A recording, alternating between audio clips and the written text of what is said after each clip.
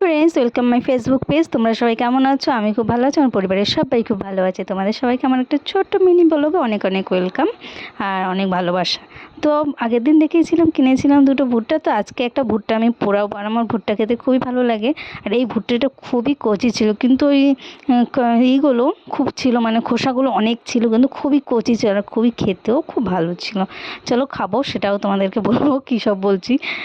চল, এবার এটাকে আমি এই হাজরিটা আমি কিনেছি এসব পোড়া টোড়া খাওয়ার জন্যই। তো এই যে বড় একটু হেল্প করছিল, আমি তারপরে ধরে ভিডিও করছিলাম।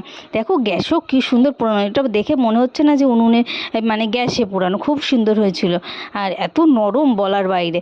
আর এই যে এইগুলো দিয়ে দোকানেও যেমন করে নেওয়াটা ভালো, কারণ ওই কালো কালো পোড়াটা উঠে যাবে, তাহলে তিতকুটে ভাবটা লাগবে না।